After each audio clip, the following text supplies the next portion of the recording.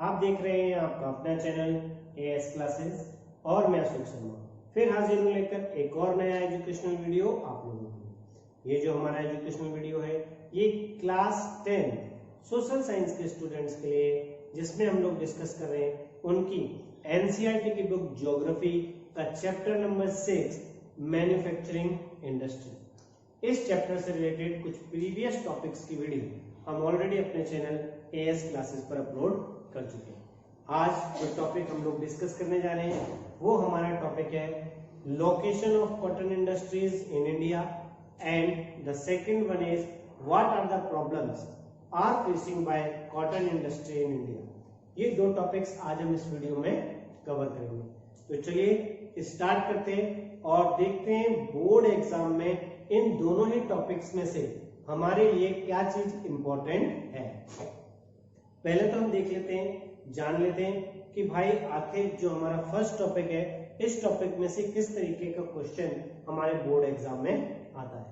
जब हम लोग लोकेशन की बात करते हैं, जब हम लोग इस्टेब्लिशमेंट ऑफ कॉटन इंडस्ट्रीज की बात करते हैं, तो हम देखते हैं कि ज्यादातर जो कॉटन इंडस्ट्रीज हैं वो कुछ पर्टिकुलर प्लेसेस पर ही इस्टेब्लिश है। तो हमसे ये क्वेश्चन पूछा जाता है कि क्या रीजन है कि जो कॉटन इंडस्ट्रीज हैं वो मुंबई महाराष्ट्र और अहमदाबाद गुजरात इन दो पर्टिकुलर प्लेसेस पर ही ज्यादातर कंसेंट्रेटेड है। इन्हीं पर्टिकुलर प्लेसेस पर ज्यादातर ये इंडस्ट्रीज एस्टेब्लिश्ड है। आखिर क्या रीजन है इनका कि ये यहीं पर एस्टेब्लिश है। 1 मार्क्स में आपसे पूछा जा सकता है उन स्टेट्स का नाम जहां पर कॉटन इंडस्ट्रीज एस्टेब्लिश है। तो आपको एग्जांपल के तौर पे मुंबई महाराष्ट्र, अहमदाबाद गुजरात, ये दो इंपॉर्टेंट जरूर लिखने हैं। तो चलिए अब देखते हैं रीजंस कि आखिर क्यों इन्हीं दो पर्टिकुलर प्लेसेस पर ये इंडस्ट्रीज ज्यादातर हैं। सबसे पहला रीजन है अवेलेबिलिटी ऑफ रॉ मटेरियल।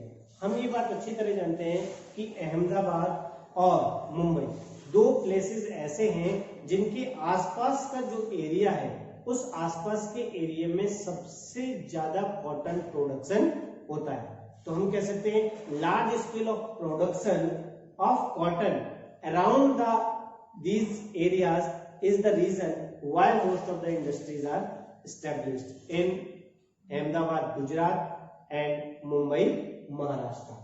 और यही रीजन है कि जब ज्यादा प्रोडक्शन है तो proper regular supply of raw material भी इजीली अवेलेबल हो रही है, जिसकी वजह से जो इंडस्ट्रीज है उनको इजीली रॉ मटेरियल मिल जाता है।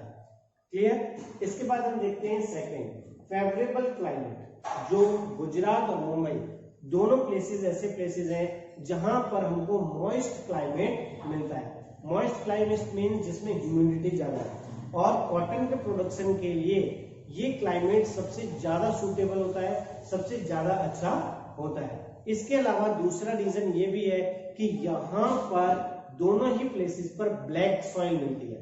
ब्लैक सॉइल गुजरात में भी पाई जाती है, ब्लैक सॉइल महाराष्ट्र में भी पाई जाती है।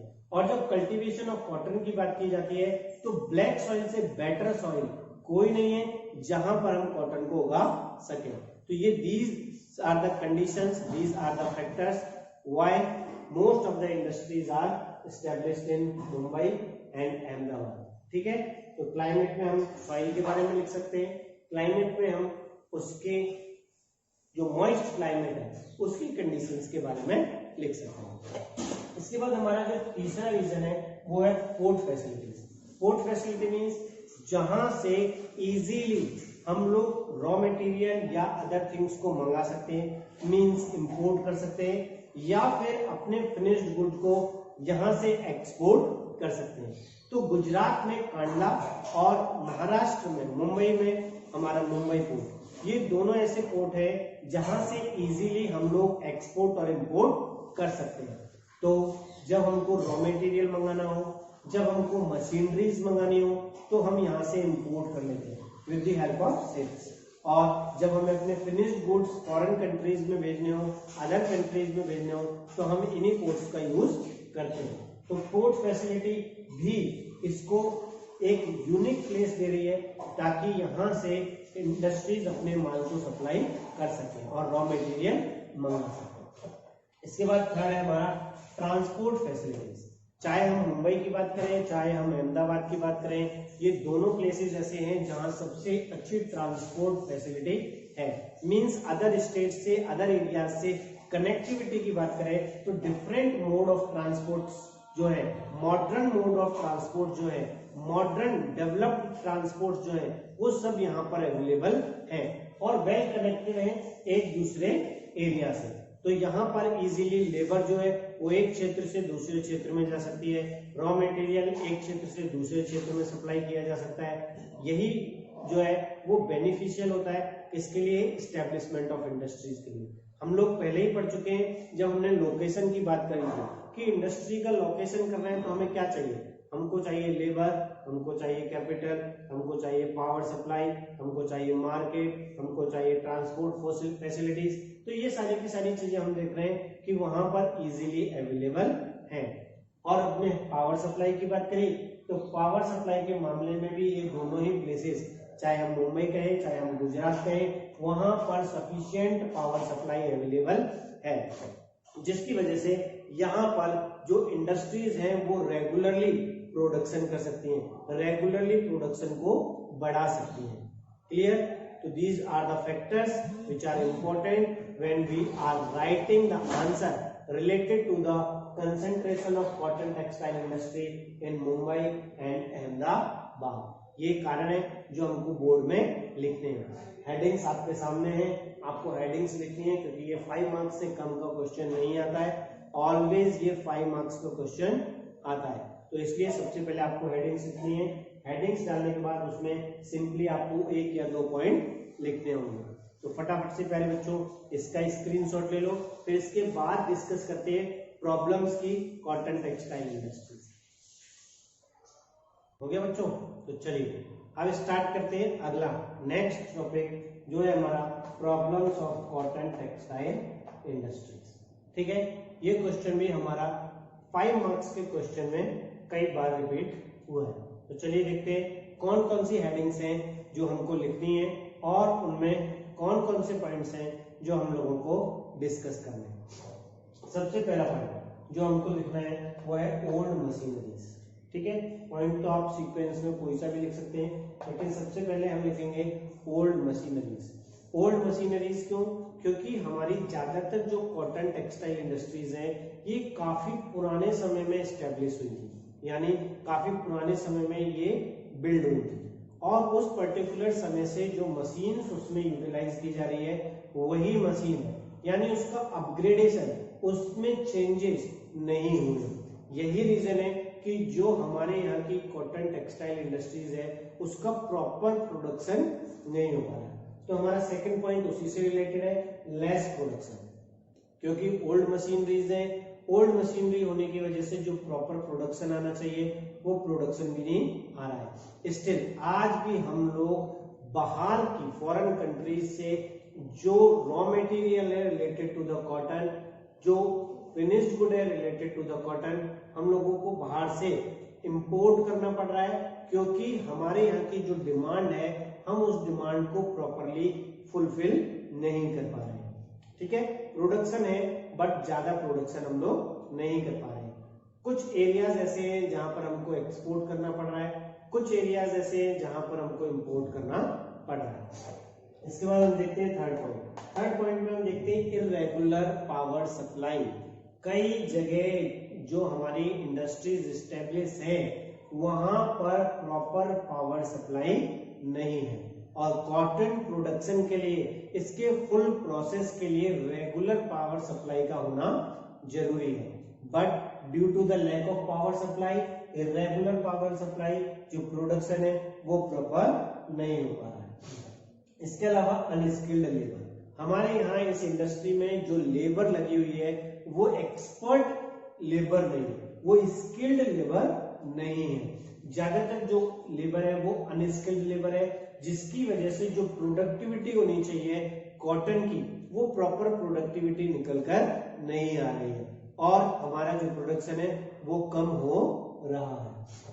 इसके बाद third, high cost of production, क्योंकि high cost of production mean सबसे पहले समझते हैं कॉस्ट ऑफ प्रोडक्शन क्या होता है। जब हम लोग किसी गुड को प्रोड्यूस करते हैं तो डिफरेंट थिंग्स हम लोग यूज करते हैं, और वो डिफरेंट थिंग्स अगर महंगी है तो नेचुरल सी बात है हमारा प्रोडक्ट भी महंगा हो जाएगा।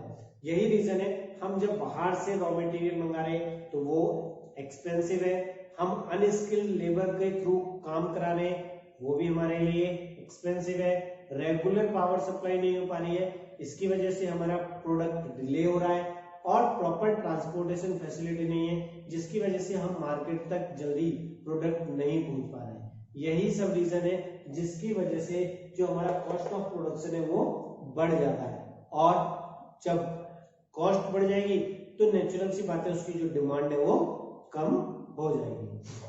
इसके बाद है stiff competition with synthetic industry.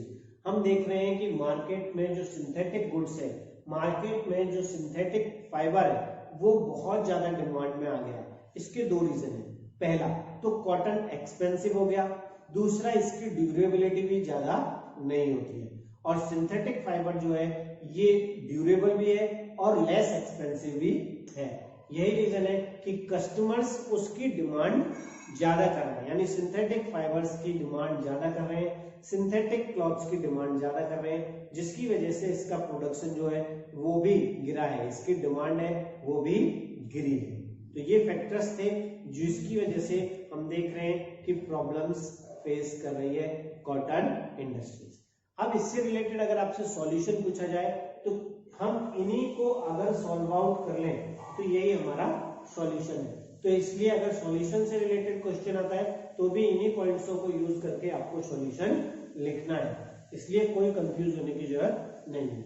इसके बाद कुछ 1 मार्क्स के हमसे क्वेश्चन पूछे जाते हैं, वो भी देख लेते हैं हम, आखिर वो 1 मार्क्स के क्वेश्चन हमारे क्या है और हमसे क्या क्या पूछा जा सकता है। सबसे पहले जैसे हमारे यहाँ से कुछ कंट्रीज ऐसी हैं जो इंपोर्ट कर रही है, हमारे यहाँ का कॉटन इंपोर्ट कर रही है, तो देखें वो कौन है। सबसे पहले तो हम जापान की बात करते हैं। जापान एक ऐसी कंट्री है जो हमारे यहाँ का बना हुआ यार्न जो है वो सबसे ज्यादा एक्सपोर्ट करता है, यानी कि हम जापान को क्या एक्सपोर्ट कर रहे हैं, यार्न एक्सपोर्ट कर रहे हैं। इसके अलावा जो अदर प्रोडक्ट्स है वो कई कंट्रीज में हम लोग एक्सपोर्ट कर रहे हैं, जैसे UK, USA, Russia, France, Nepal, Singapore, Sri Lanka, ये वो कंट्रीज हैं जहां हम एक्सपोर्ट भी करते हैं। इसके अलावा हम देखते हैं कि हमारे इंडिया में कौन से मेजर सेंटर्स हैं जहां पर कॉटन प्रोडक्शन होता है। यहां से हमारा मैप का क्वेश्चन भी निकल के आता है, वो हम लोग जब चैप्टर की एंडिंग करेंगे तो सारे मैप क्वेश्चंस को इस चैप्टर से रिलेटेड करेंगे, लेकिन 1 मार्क्स में ये हमसे पूछा जा सकता है कि भाई कौन कौन से सेंटर्स हैं जहां पर इंडिया में कॉटन प्रोड्यूस किया जाता है, कॉटन मैन्युफैक्चर किया जाता है। तो चलिए देख लेते हैं। सबसे पहले जो है हमारा कोयम्बटूर और चेन्नई। कोयम्बटूर और चेन्नई दो ऐसे प्लेसेस हैं जहां पर कॉटन मैन्युफैक्चर होता है, और ये दोनों ही प्लेसेस यहाँ पर है। तमिलनाडु जो हमारा स्टेट है वहां पर ये दोनों हैं। इसके बाद हमारा नेक्स्ट है मुंबई और पुणे, ये भी दो प्लेसेस है महाराष्ट्र के जहां पर कॉटन प्रोड्यूस किया जाता है। इसके बाद हम देखते हैं अहमदाबाद और सूरत, ये भी दो प्लेसेस हैं जहां पर गुजरात जो कि इसका स्टेट है यहाँ पर ये कॉटन प्रोड्यूस किया जाता है। इसके बाद हम अपने यूपी यानी कि उत्तर प्रदेश की बात करें तो उत्तर प्रदेश में कानपुर एक ऐसी जगह है जहां पर इसकी इंडस्ट्री स्टेब्लिश है और वहां पर प्रोडक्शन होता है। और मध्य प्रदेश में इंदौर नामक जगह एक ऐसी है जहां पर कॉटन इंडस्ट्रीज बिल्ड है। क्लियर प्यारे बच्चों, तो फटाफट से इसका स्क्रीनशॉट जरूर ले लीजिएगा। और इससे के बाद के जो नेक्स्ट टॉपिक है जो हम लोग डिस्कस करेंगे मींस जूट इंडस्ट्री, जिसके बारे में हम बात करेंगे वो डिस्कस करेंगे नेक्स्ट वीडियो में। तब तक देखते रहिए आपका अपना चैनल AS क्लासेस।